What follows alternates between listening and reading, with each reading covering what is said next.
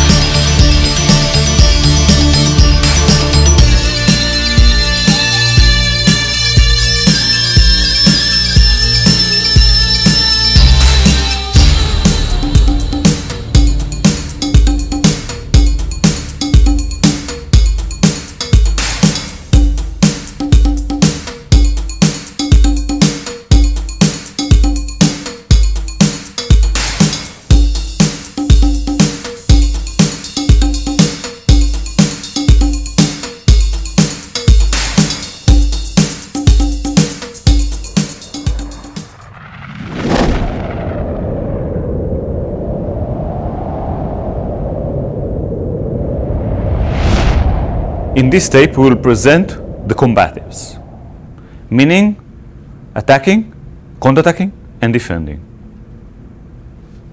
We have a tool. When we have a tool, we can use this tool in different techniques. For instance, for us, a punch is a tool. A certain punch is a tool. A certain kick is another tool. The idea now is that we will be able to use all the tools in the body in different techniques, different attacks and different defenses. When we have a target, and we'll take this realistic equipment as a good target, we can hit the target in different angles. The 5 major different directions to hit the target are as follows: straight attack forward, attack from one side with the same limb, and then from the other side, attack upwards, and attack downwards. Of course, all the angles and the diagonals are of course possible, but I was saying about the 5 major directions: straight, from left to right, from right to left, down to up, and up to down. When we talk about distance, the striking distances, we have the long range, we have the intermediate, the medium range, and we have the close range with the hands, with the head, with the knee, with the foot. Let's talk about striking points and striking surfaces. In general, we would like to hit a sensitive, a vulnerable point at the opponent's body. If we take this equipment as training aid, we understand and we know about sensitive points, such as the eyes, the temples, the nose, the jaw, the neck, especially the windpipe, solar plexus, lower ribs, kidney from the back, groin area, knees, and feet are also sensitive places that we can strike and hit. When we talk about the back side of the person, major parts, major sensitive points are in the back of the head, the back of the neck, the kidneys, the whole spine area, and some places behind, such as behind the knee and the calf muscles. Dealing with kicks, you will learn in this tape how to kick and the major directions of kicking. Of course, with a kick, with the leg, we can do more or less the same thing as we can do with the hand, which means to be able to attack from down to up, from up to down, from one side, from the other side, and straight forward.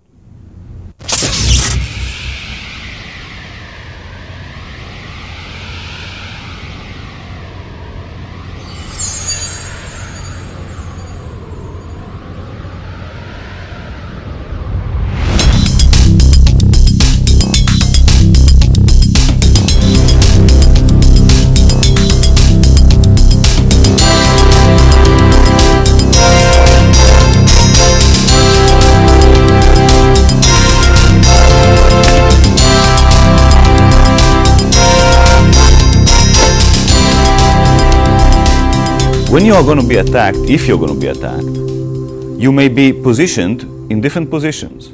You may be standing just like we are standing now here. You may be more in a ready position, maybe in a fighting even position. But maybe the attacker will come from the side. If you'll have the ability to prepare yourself better to a fight, you should get into a fighting stance. In the fighting stance, both knees are a little bit bent, shoulder width apart between the feet. The back heel is raised, the forward foot is turned a little bit. From a side view, you will see these points, and notice also the position of the elbows, relatively low, protecting the area of the ribs. The palms are about chin's height.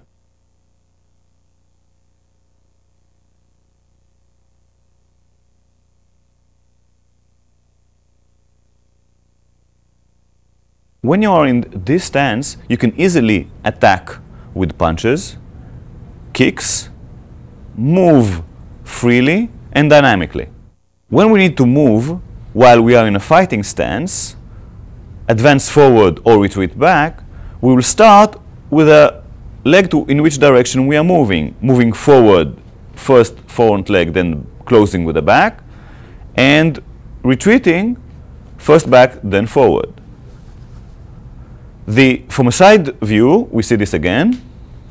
Moving forward, 1-2 with the legs, moving back, 1-2 with the legs, keeping the same stance all the time. If we need to move from the fighting stance to the left, we will start with the left leg. When we need to move to the right, we'll start with the right leg without crossing the legs.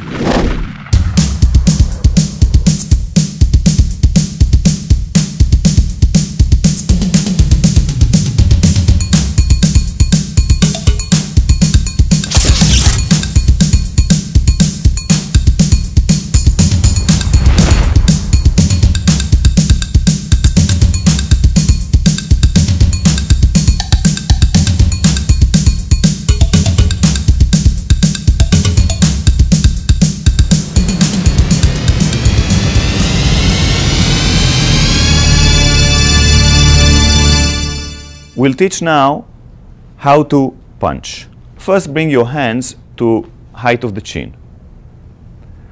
We'll start sending the hands forward and back lightly and slowly, keeping the palm vertical, keeping the hand vertical. Let's see this from a side view.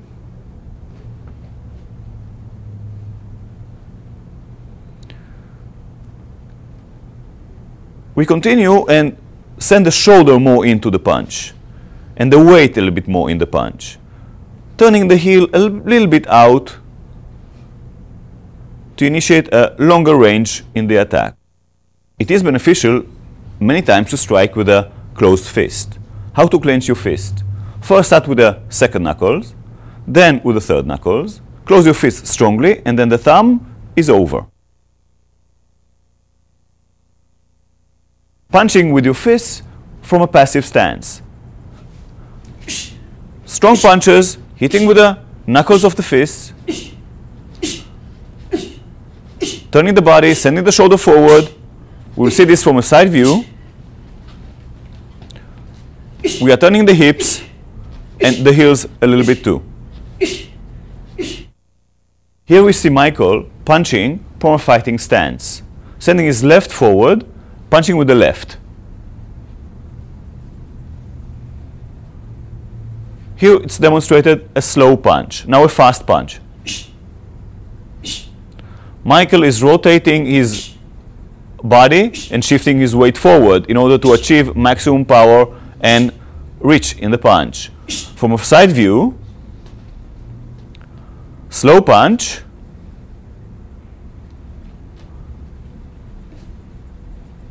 shifting the weight forward, rotating the body, turning the body to reach maximum reach and power in the punch. A fast punch,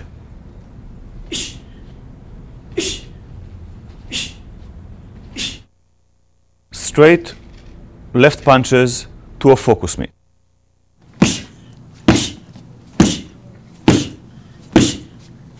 we emphasize fast recoiling of the attack.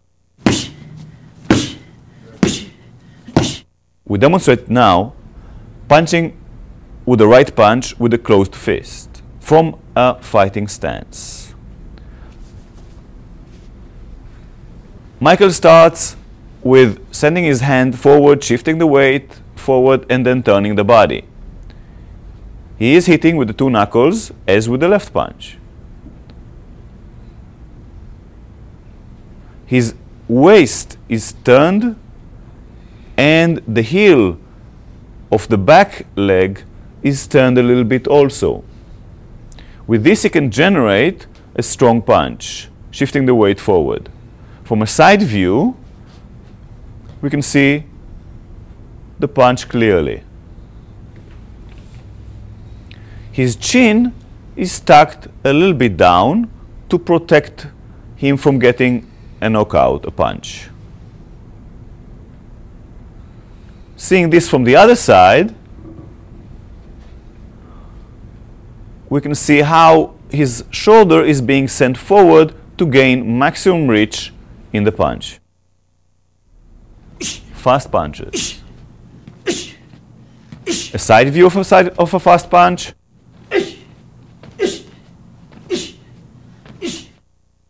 View from the other side of a fast punch.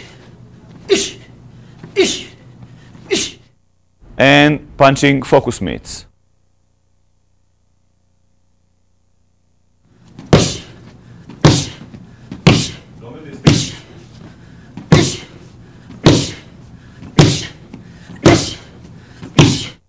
Michael is demonstrating now a combination of two straight punches left and right.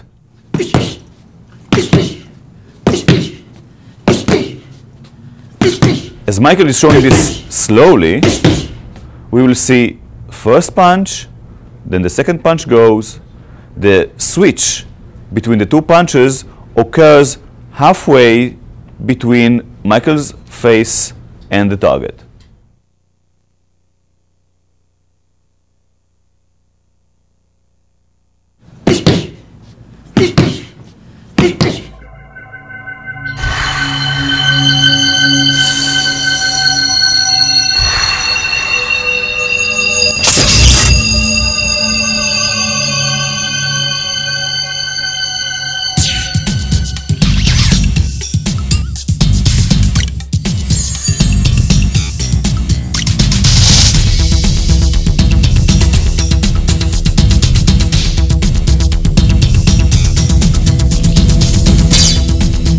Next, we examine the delivery of the hammer fist punch.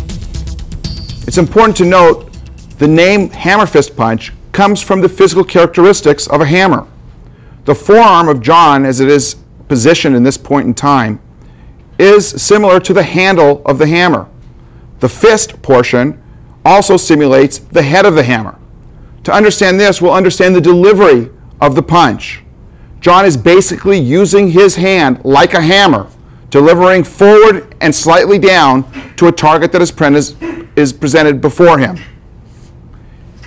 This punch could be delivered to the chin, to the nose, or other face area or level of the opponent. John's shoulder goes in, his hip goes forward, and he's pushing off with the ball of his foot, all to generate power forward and in a downward motion, consistent with one striking with a hammer. Notice slowly that when the punch is presented, it's drawn back and the palm part of the hand is presented forward, and on impact there's a turning inward. This rotational force or torque is created to generate additional power on impact. From a forward view,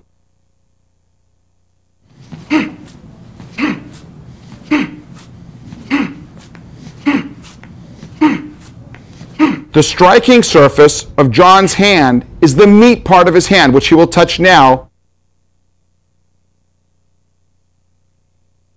This is the area that he's hitting with.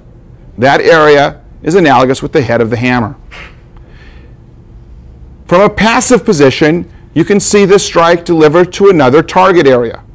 For instance, if someone is low, this strike can be delivered in front of the body and downward.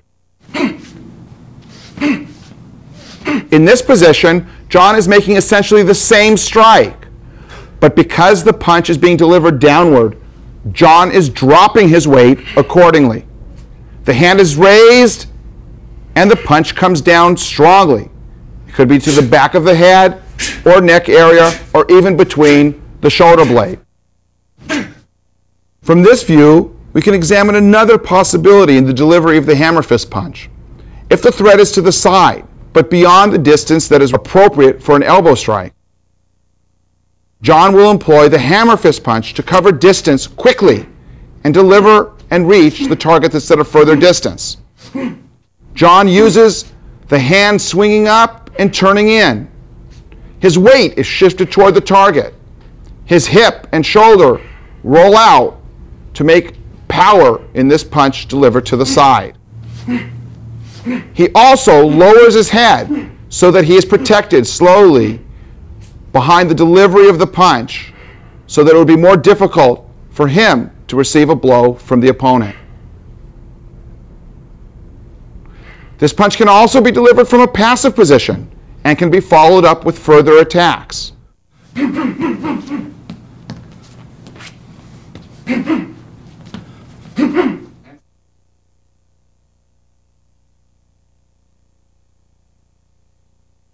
Now we break down the delivery of the hammer fist punch forward in its stages. John will be making the delivery of the punch in slow motion. As the hand's going forward, it's raised a bit so that the punch can go forward and down onto the target as the shoulder and hips turn into the punch.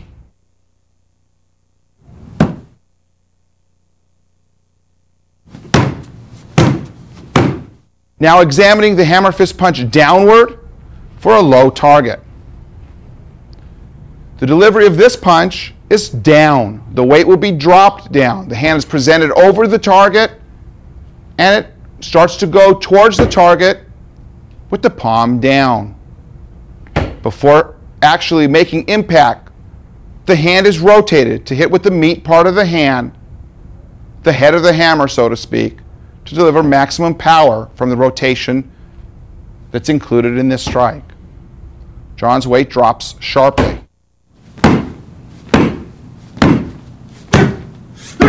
The stages in this position will be the hand raised up slightly, and now the hand dropping on the target. In conjunction with the sending of the hand down, John drops his weight, and the meat part of the hand, passes through the target. The opposite hand is up and available for defensive or offensive purposes as needed. Another possibility from this position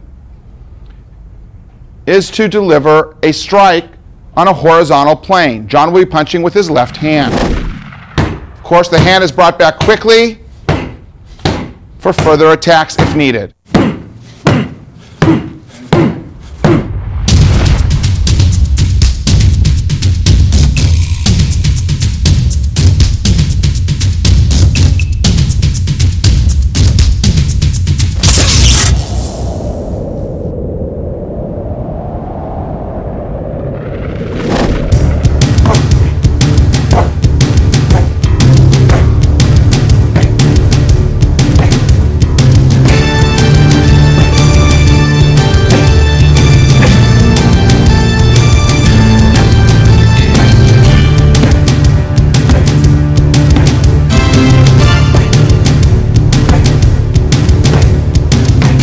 Punch is an important tool in the fight because of the power that can be generated in a relatively short distance.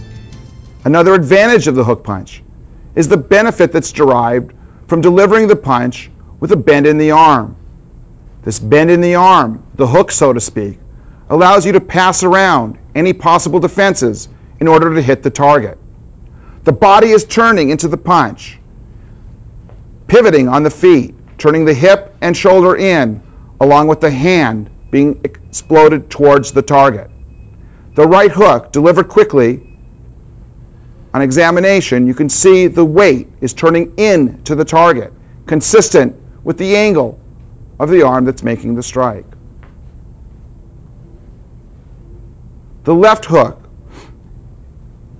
This hook drives power from the pivoting on the forward foot, the turning of the hip inward, and again, the shoulder being offered and the hand moving as quickly as possible towards the target. From this frontal view, we'll look at both hooks, the right and the left, being delivered quickly.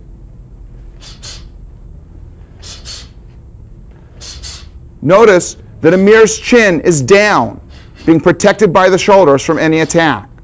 The rotation of his shoulder, his hips, generated by the turn in the feet or the pivoting of the feet, contributes greatly to the power in this situation.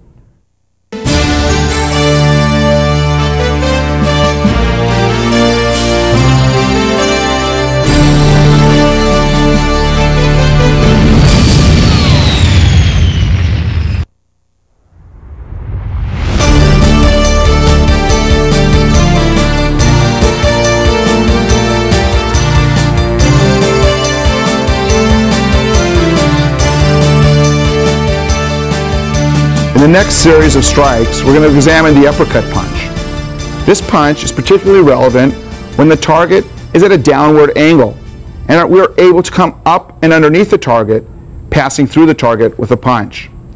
This punch can occur at an intermediate range or at a very close range with either the forward hand or the back hand.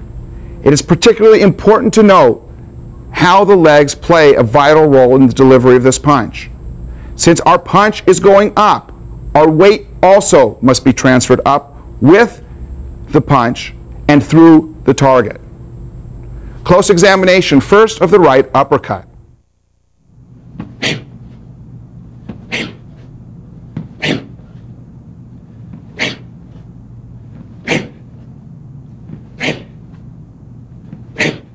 In slow motion, what's occurring in this position is the target is low. Amir lowers his body with his weight in the right leg and also in the forward leg. The body then shifts forward towards the target, with the hand leading the punch as the body is being raised.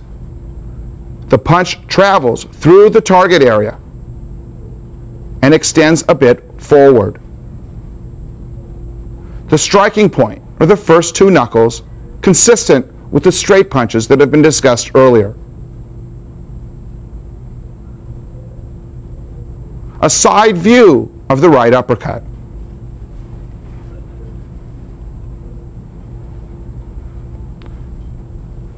Notice what a vital role the right leg plays in the lifting of the body in exact timing with the punch. Amir drives his weight up with the right ball of the foot. The opposite hand covers for a measure of protection against further attacks that could be delivered, and quickly.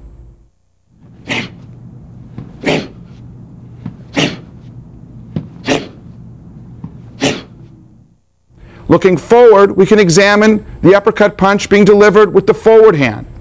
Although this does not offer as much power, the shifting of the weight and the driving of the leg contributes to a powerful strike.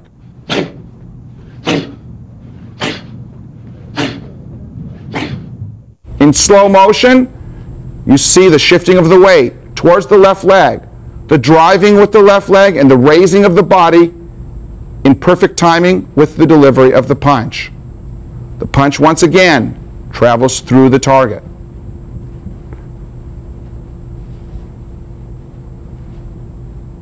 And a side view of uppercut with the forward hand.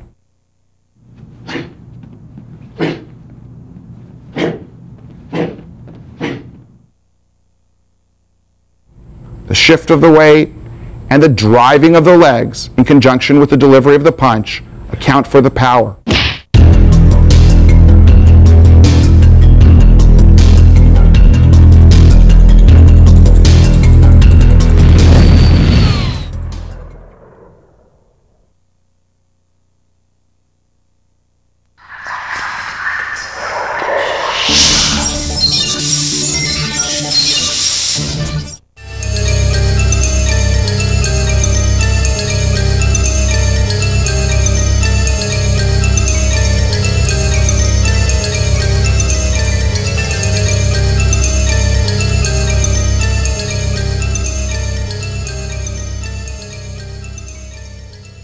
In this scenario, we're going to deal with close range attacks, specifically elbow strikes.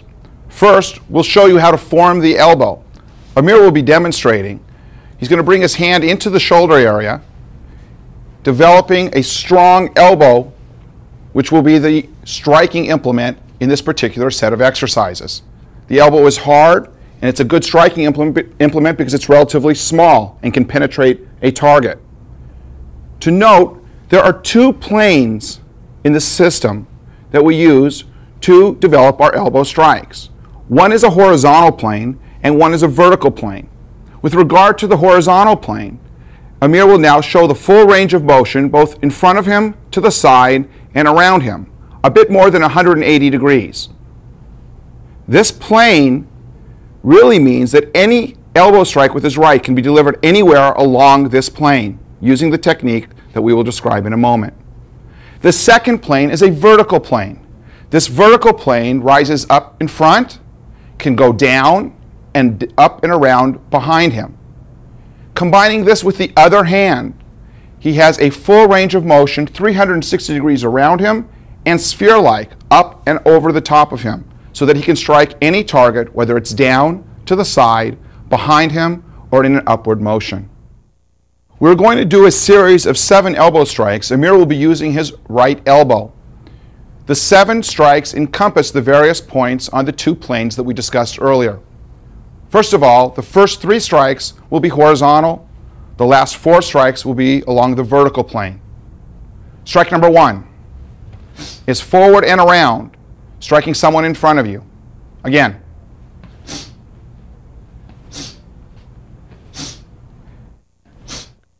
And the second strike is to the side.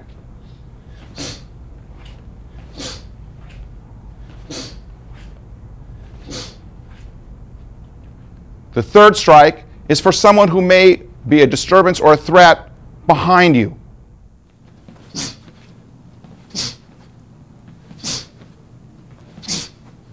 Very good. Side.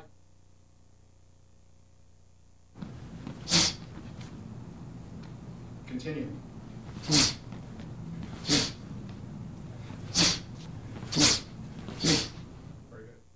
In this scenario, we're going to demonstrate the first 3 strikes along the horizontal plane. Notice a few things. Notice the striking area Amir is going to be presenting to the target. He will be striking in front of him, to the side, and to the rear. He also is looking to see where he is striking before he sends the strike. And before actually delivering the elbow, he is looking and covering himself so he does not expose himself to further danger.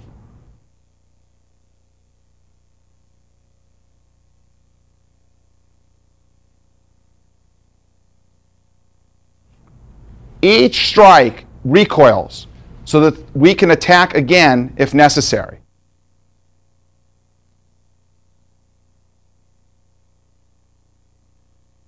In this scene, Amir will be demonstrating the last 4 in our series of 7 elbow strikes. Strike number 4 will be to the rear and to the solar plex area. Strike number 5 will be to the throat or face area, to the rear. Strike number 6 will be forward and to the face area or throat area. And strike number 7 will be delivered downward to an appropriate target.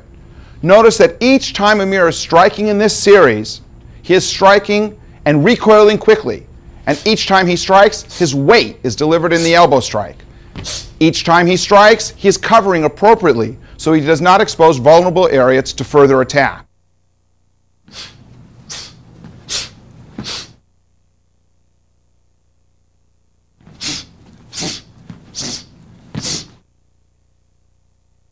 In this next series, Amir is going to be demonstrating the last 4 strikes in our series of 7.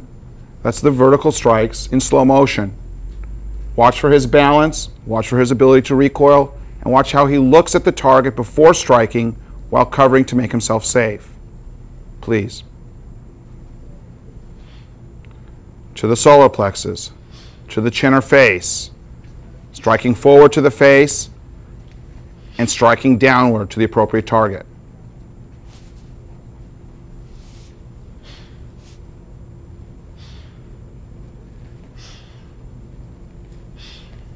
A side view reveals his balance the power that's generated in a short distance, and how he covers and looks to be safe.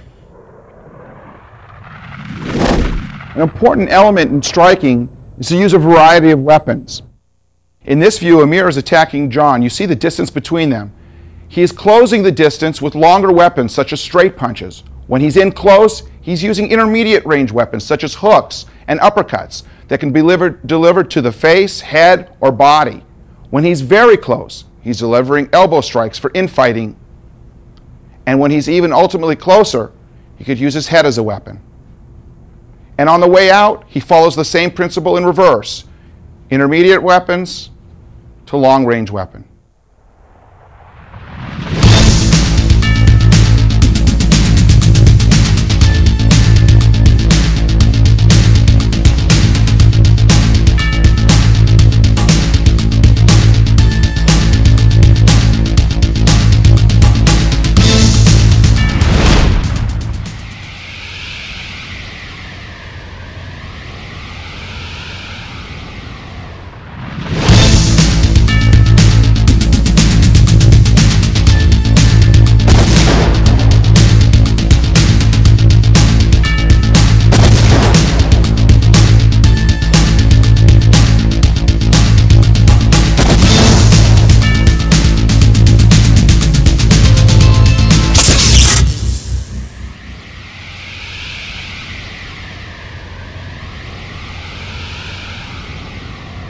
Up to this point, we've demonstrated striking with the hands and elbows.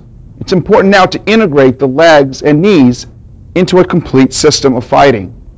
The legs offer and afford the person who's making the attack a broad range of distance. Your legs are longer than your arms. Your legs are stronger than your arms. So a powerful, full-range distance kick can provide many benefits in the fight. In addition, in close range, we can use the knee as an infighting type weapon, similar to the elbows in comparison to a punch. To make a complete fighter, we must incorporate the legs and knees into the equation of the fight.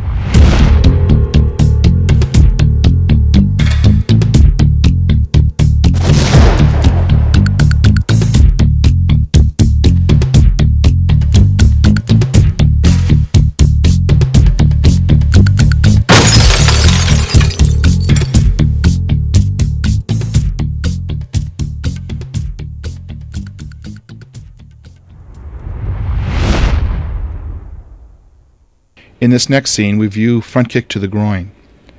In this scenario, we're kicking up and underneath the groin, and the kick is rising. Generally, the kick is delivered with the instep of the foot, approximately at the same area one would tie their shoes. The knee controls how high the kick is going, and the knee should rise above the target level. The leg opens, and the power is delivered up and through the target.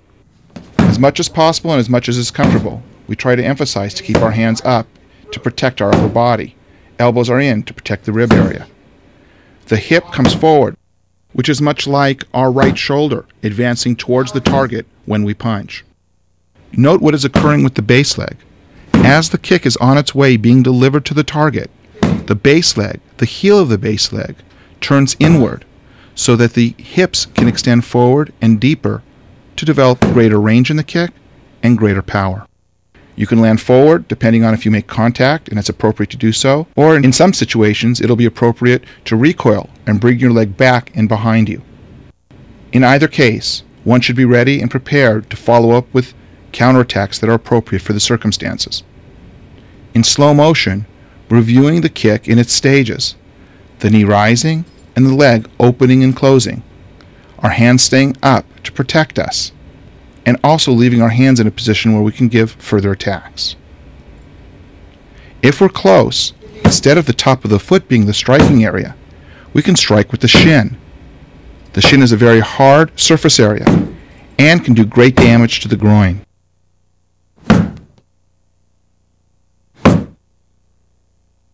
In this view, we can examine the kick, the front kick to the groin, in its logical stages. Kevin will assume a fighting stance and slowly will deliver the kick in its entirety.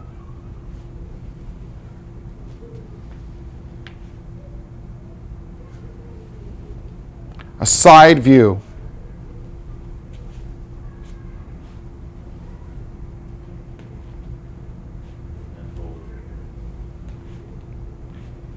It's possible that the kicker will want to land forward. If he's successful in reaching the target, there's no sense in bringing the leg back. However, if there should be a reason to retreat, it is also possible to bring the leg back and resume your fighting position from that distance. The stages.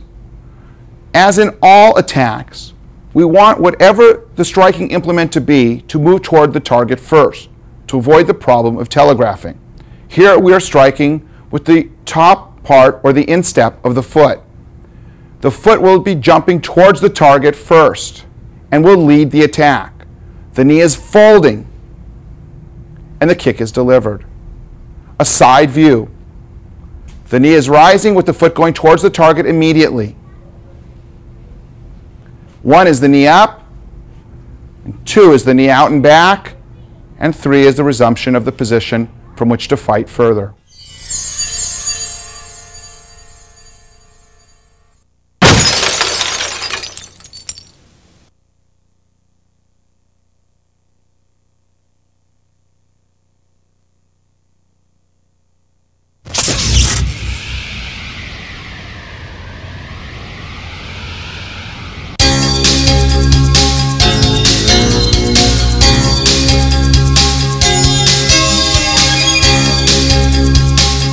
In this next section, we deal with the instruction of roundhouse kicks. Like all other striking methods in the system, we want to be able to hit a target from any possible angle and at varying distances. Our roundhouse kick is delivered up and around, and it can be delivered at a very acute angle, or it could be delivered on the diagonal angle. And of course, should the opponent be on the ground, or the threat be on the ground, still viable, the kick can be delivered in a downward angle. Because the turning of the body, the use of the hips, and the full range of motion involved in this kick, it is a very powerful target. It can be delivered to the leg, it can be delivered to the torso, it can be delivered to the head level. In this view, we can see the roundhouse kick being delivered with the right leg. There's no telegraphing of the kick. And in fact, what is occurring is the knee is being raised and leads the foot. The knee also extends beyond the target. The hips are turning in and the weight is being turned into the direction of the target. Power is generated in a relatively short distance. Notice also that Jared, as he's kicking, keeps his hands relatively up and in a protected position so that he is safe from any additional attacks that may be sent in his direction. In slow motion, please. Like other strikes, the striking implement, which is the top of the foot in this case, leads the kick. As the foot is coming forward, the knee is bent and remains bent as the kick passes through the target. As the knee passes the target unobstructed, the knee is opened and the foot is creating power on the pad in order to catch up with the knee. The turning of the hip, the turning of the shoulder inward, and the placement of the body weight ensures that this kick will have power. Specifically, here we note what is occurring with the base leg. As Jared is kicking, it's important to note that basically the base leg is on the other side of the target. This will ensure that when kicking, the kicking leg will want to pass through the target and not merely to the target. Of course, as Jared is kicking, he is shifting his weight and pivoting on the ball of his foot. This also allows further range of motion. Should Jared be closer to the target, he will be delivering this kick with the shin. This is a very, very hard striking surface and can be delivered to various areas on the body to cause damage.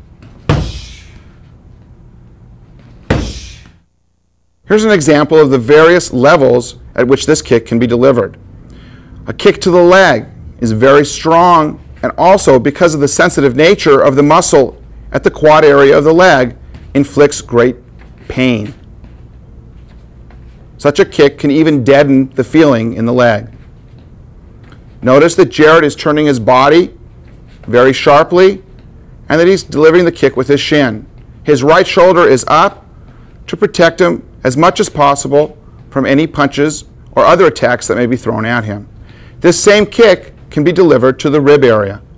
This essentially is the same type of kick. And of course, at this level, the kick can be delivered with the top of the foot,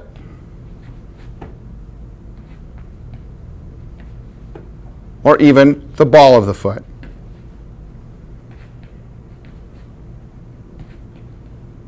The kick can also be delivered with the shin, the ball of the foot, or the top of the foot at the head level.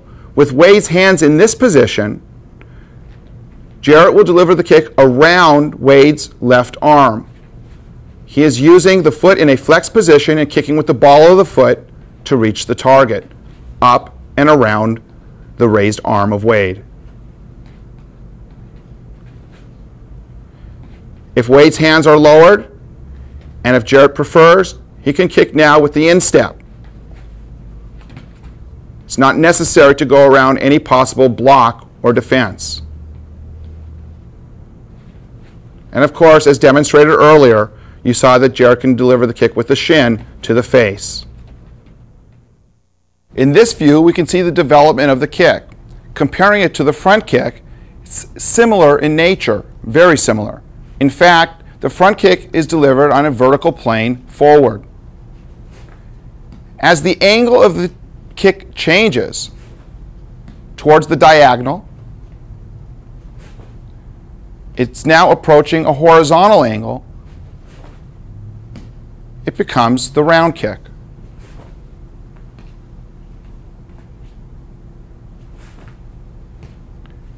At the very top level, it can be a very sharp angle on a horizontal plane. In the middle, it could be more of at a diagonal angle. And forward, you see it returns as the front kick.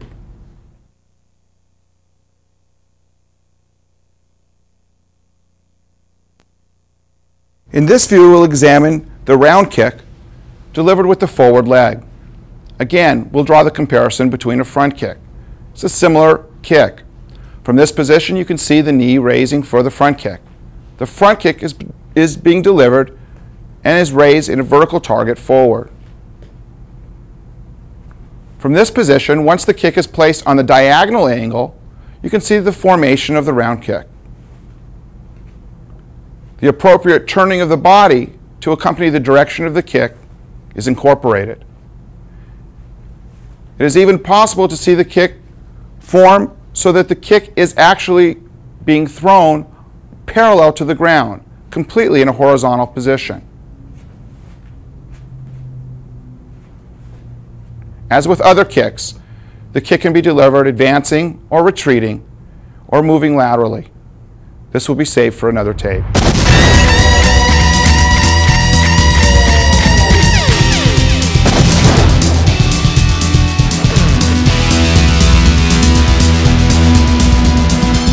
We are presenting you now with another set, another family of kicks.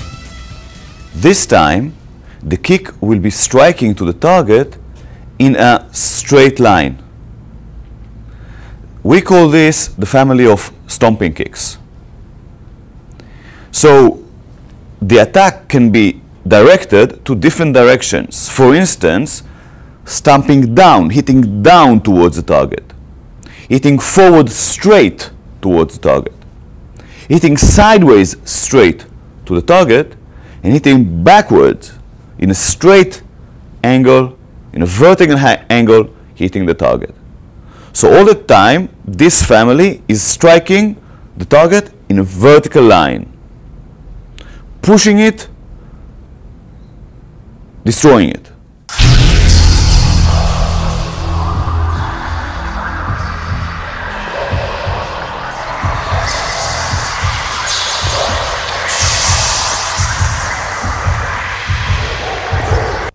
Jarrett will demonstrate now stomping kick down to a target. The target that is down still poses a threat to you. You are lifting your leg and then striking down with your heel. The technique is being done with delivering your weight, sending your weight down to the target. You see that we use realistic training tools to enhance the learning.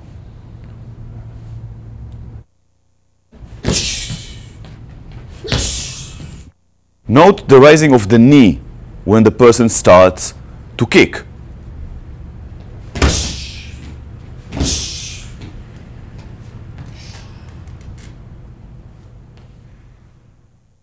When you're being attacked in a bear hug, one of the things you can do is strike down with a stomp towards the instep, the toes of your opponent. This is just part of the technique that we have against the bear hug from the rear.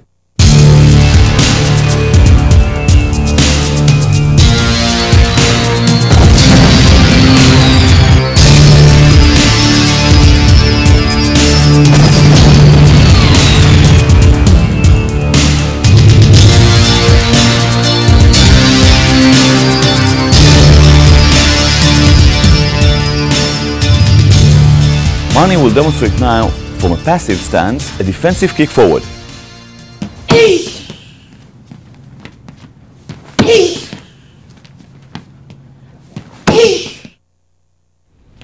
We're using this technique to push the opponent backwards, slowly. Mani is raising her leg, the knee is directed towards her shoulder, and then she is sending her heel forward in a straight line towards the target. We'll demonstrate it now fast from a fighting stance.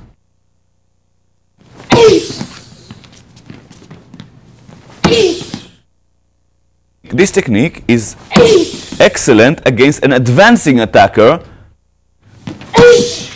to stop him. Mani will demonstrate now the stages of learning for the defensive kick forward. We will start with stomping down, shifting the weight towards the target, starting with raising the knee. Now the kick will come more and more forward and up, as if the target is rising, and a bit higher. Notice that Mani is bringing her knee towards her shoulder, and she's shifting her weight more and more forward to create more of a push and more of a stronger kick towards the target.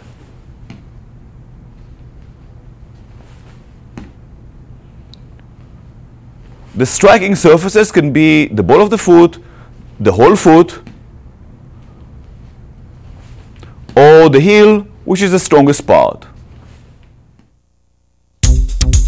We can combine a regular kick forward and a defensive kick forward to hit a target that is vertical one, inward.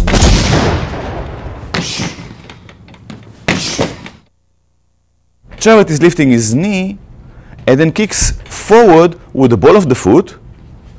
Other striking surfaces, of course, can be the heel or a point of a heavy shoe.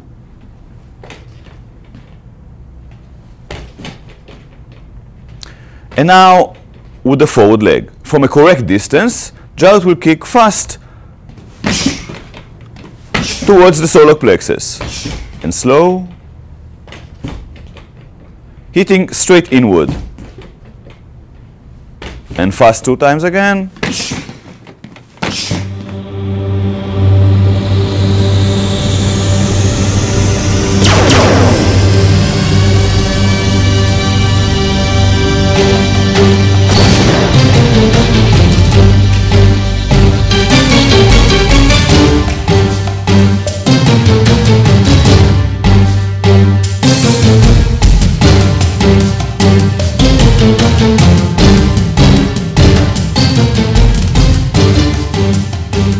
Demonstrate now a defensive kick backwards.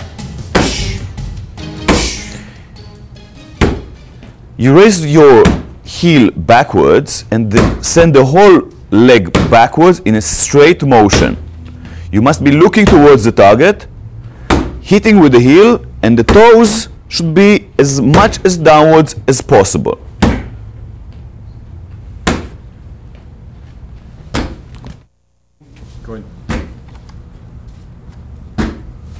you should look by the side of your shoulder or under the arm.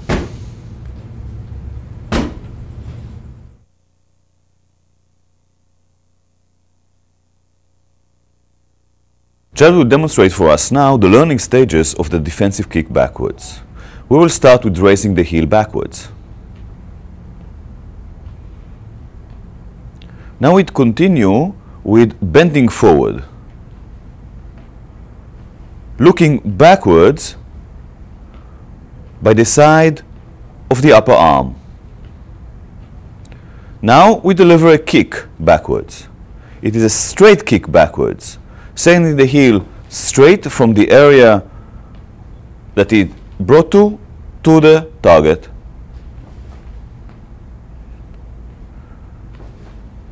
The weight is delivered, sent in the direction of the attack, meaning landing backwards.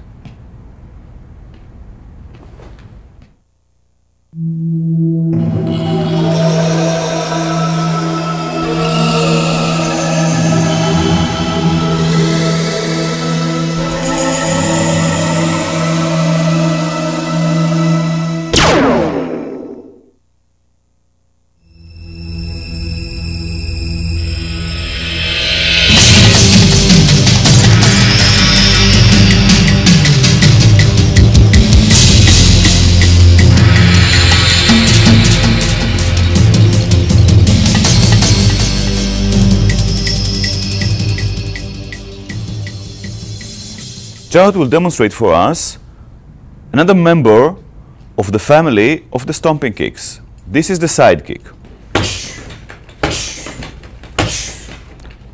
And slow, we see that Jared is lifting his knee forward, then pivoting at the hip joint, sending the heel directly from the hip to the target. To initiate a strong hip movement, he is also pivoting at his base foot. The weight and the hip are directed towards the attack, towards the target.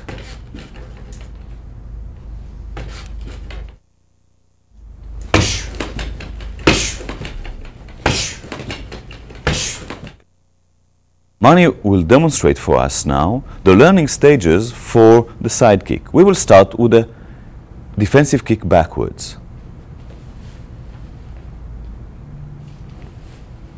Then we will turn a little bit to our right and kick to the same target as before, which is dangling behind us to our right.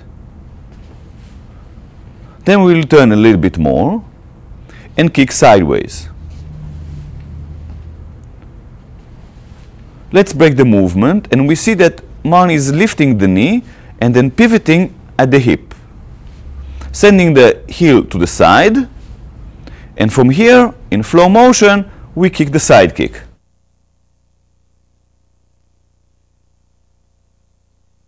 The side kick can be delivered to different heights, such as the knee of the opponent.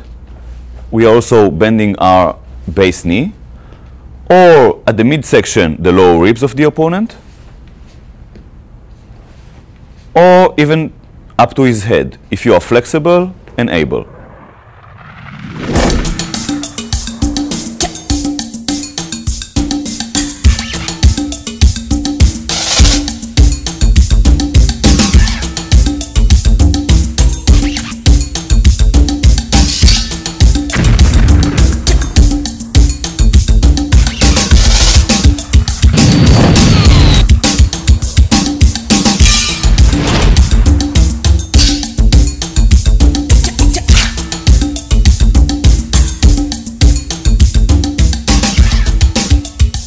The defender must also know how to function if he or she should fall to the ground. Wade gives an example of someone who is down, but he puts himself in a readied position to deal with an aggressor who approaches him. At this point, Jared is approaching with the pad. Front kick is delivered sharply from the back position. You can see how Wade is shifting his weight onto the forward leg, that's the base leg, as he sends his hips forward and into the kick.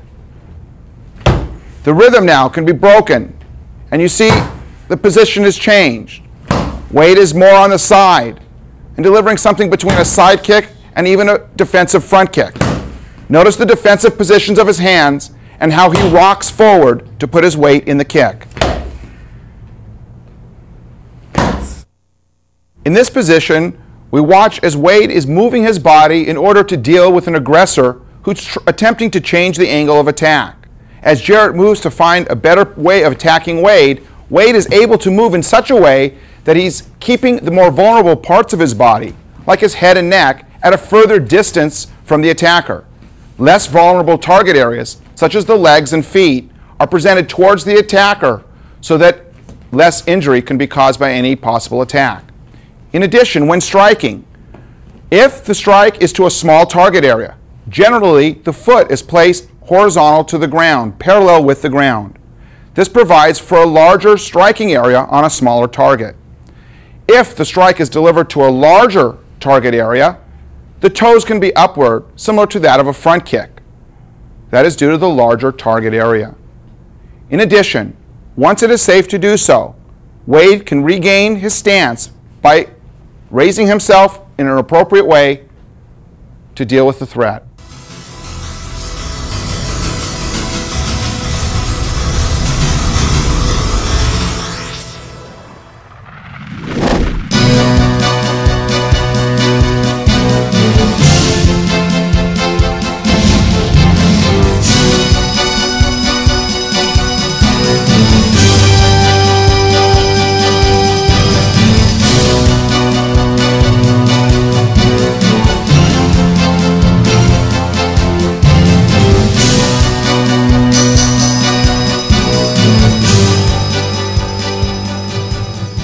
As previously mentioned, we want to be able to strike at appropriate distances. That distance may be far, or that distance may be at an intermediate range. And of course, we must operate in close. When we were talking about punches, we were making long punches, and when we got in close, we reverted to the elbow strikes or even a headbutt. Now, in addressing what we're doing with our legs, at a further range we're kicking, and as we get in close, we make the variation and change to using our knees. Our knees can generate a great deal of power in a short distance, and it allows us a variety of tools in the fight. In this view, we'll watch Marnie as she delivers a variety of powerful knee strikes to the target.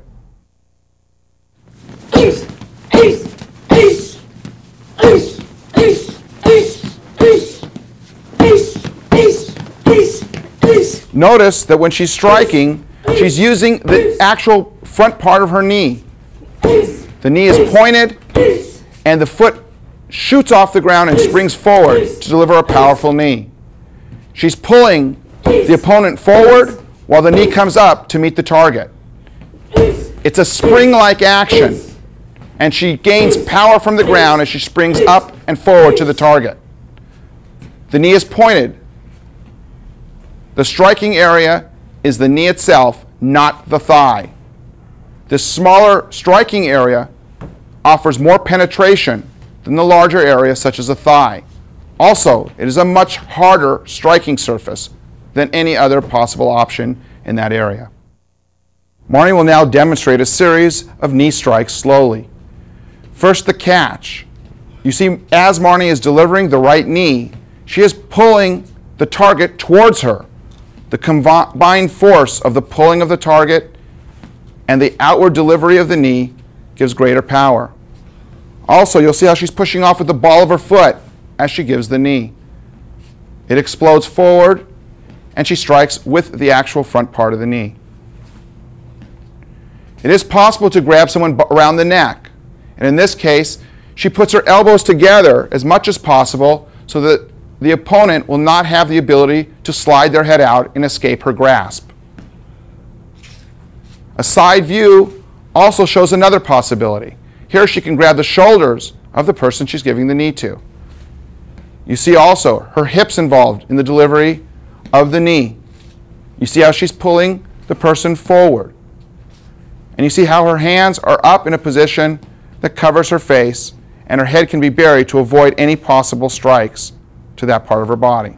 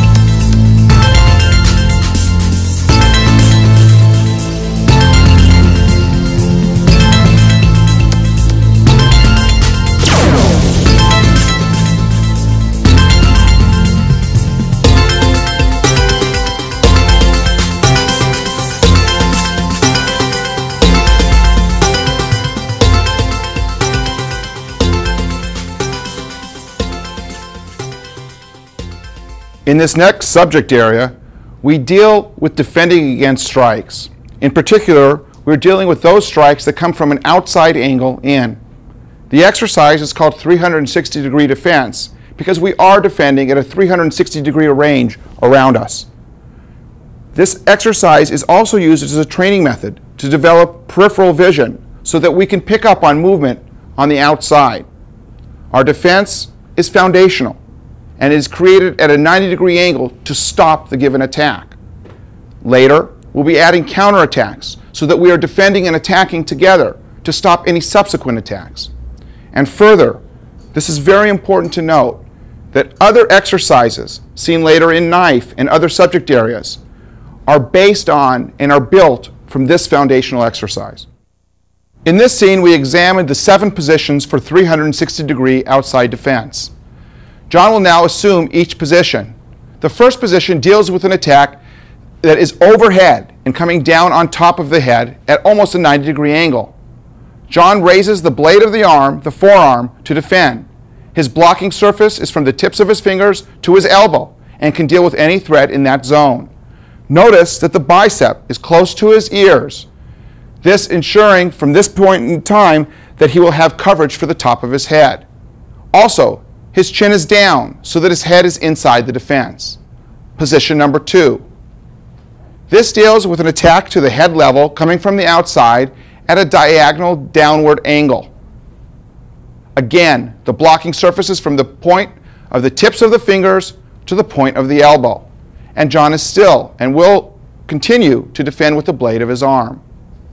Position number 3, an outside defense dealing with a horizontal attack almost parallel to the ground, still being delivered to the head level. Position number 4, dealing with a defense for the lower part of the torso for an attack that's being delivered, again, horizontal or slightly upward at the torso. Position number 5, an outside defense dealing with a little bit lower part of the body and given when it's appropriate to do so and comfortable for the hands. This covers the same general area as position 4, but can be done or performed when the hands are in a comfortable position to make this defense. Position number 6 deals with closing of the circle at a lower level. Notice again that the forearms are defending. The blocking surface are from the fingertips to the elbow. And John is bending at the waist with slight minimal bend at the knees. If John were to bend the knees, he would bring the target area or the intended target closer to either the weapon or the striking implement. We keep the knees straight but not locked and the waist bent to keep the intended target area further away from the threat. Defense number 7 closes the bottom of the circle. Again, this defense deals with attacks that would be rising upward, almost at a 90-degree angle to the body. John is able to defend at this 90-degree angle to stop the attack. Again, defending with the forearms from the elbows to the fingers. A side view of each defense as presented with the right arm. 1. Defending the top of the head. Again, please. Notice how John is rotating his hand in a chopping-like motion and putting his weight in the defense and slightly forward. This allows for the defense to be strong, and we are almost defending with an attack.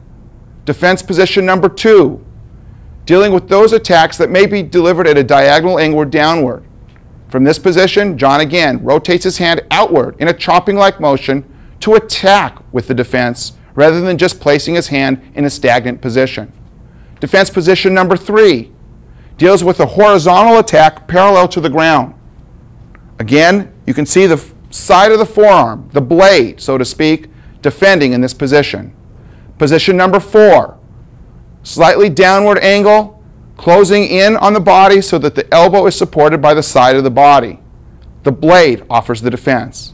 Position number 5, again defending with the side of the body, side of the forearm, and the side of the body is defended. Position number 6, out and down, dealing with an attack that is rising at a diagonal angle toward the body. And finally, position number 7, dealing with an attack that is coming straight up from the bottom of the circle towards the target. In this position, please note how John's legs are straight. He's bending at the waist. This is to afford greater distance between the limb that is attacking, or the object, the striking implement, and John's vulnerable parts on his body. From this view, we can look at John Pascal as he's delivering various attacks to prepare for the 360-degree defense exercise. John is going to build his partner. The attacks come from all angles, from the very outside to the very top and down. The attacks can be delivered two at one time.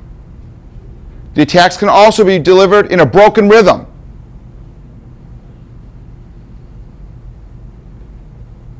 Two arms or single arm.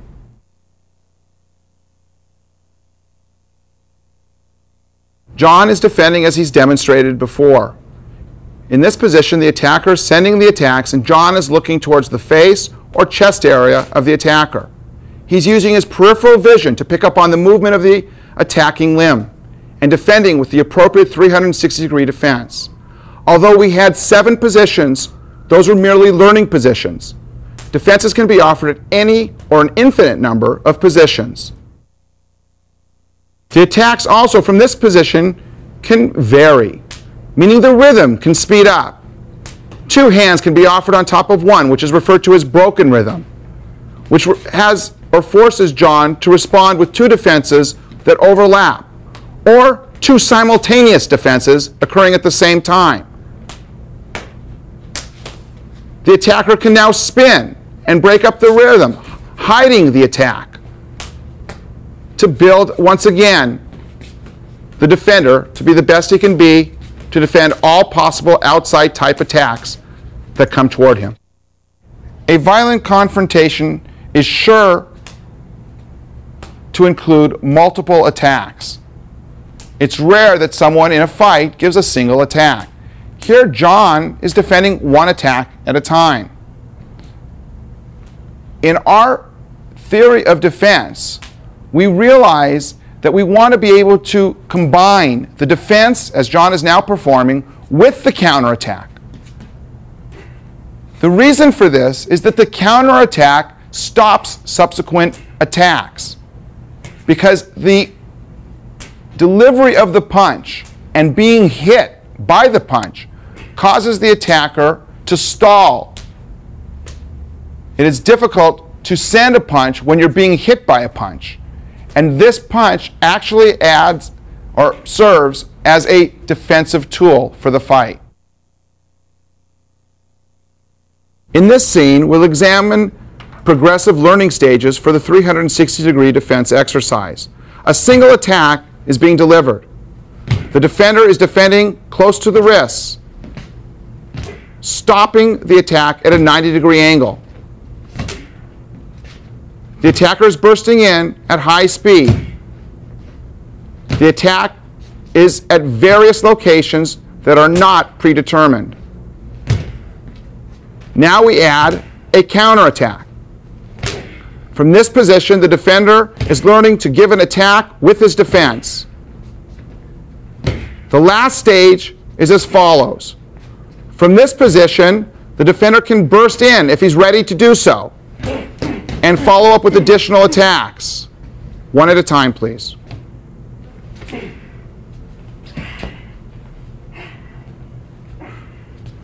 From a basic exercise, we're developing the tools you need to make the fight.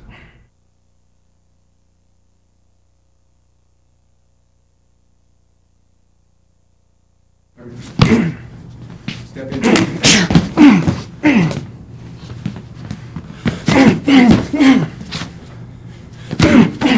No punches here.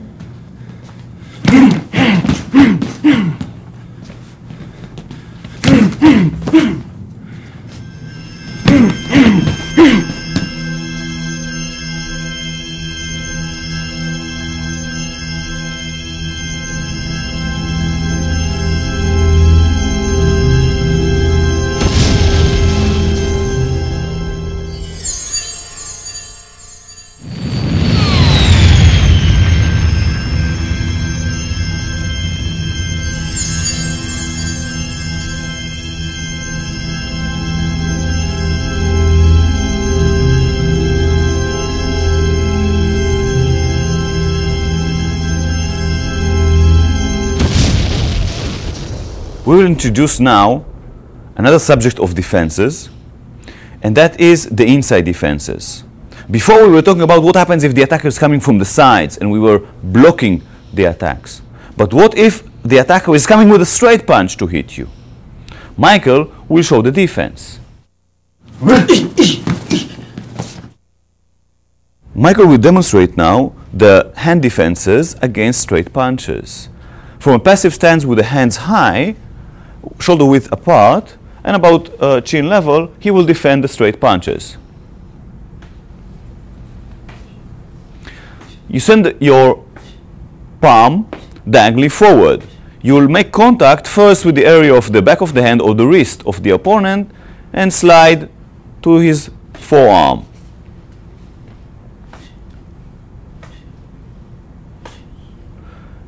You are also making a body defense, moving your head outside from the line of the attack.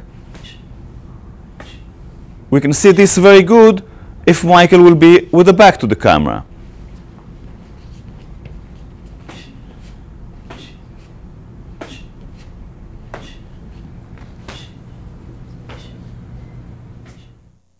That's the way the inside defenses look from a fighting stance and fast.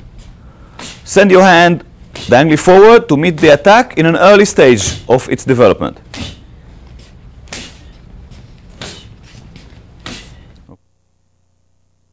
This is the first stage of learning. Now we add the body defense, moving the head to the opposite side as the defending hand moves. This way, the attack will miss you. So you have two enhanced defenses, the hand defense and the body defense.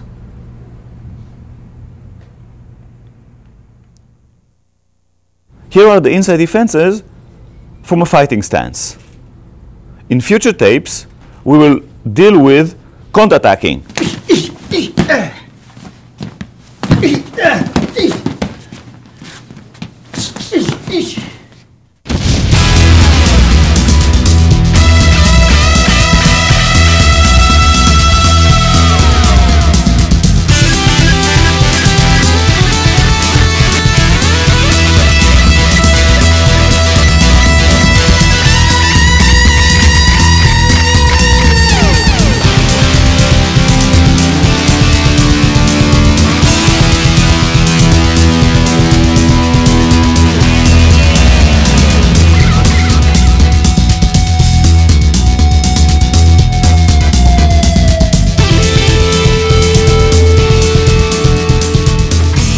These were the combatives. These were the tools that you need.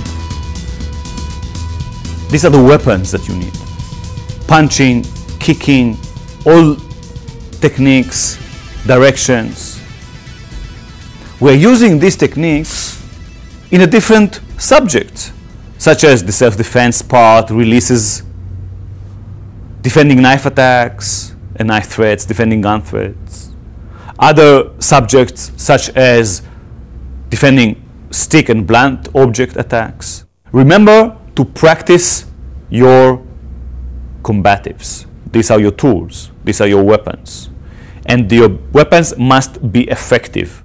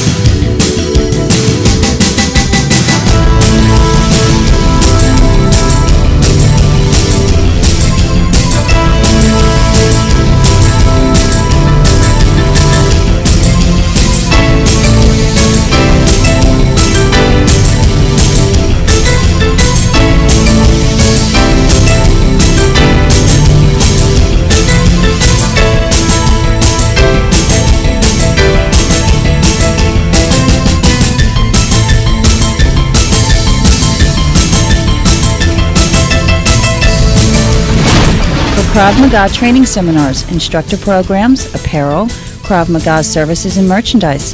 Visit our website at www.kravmaga.com.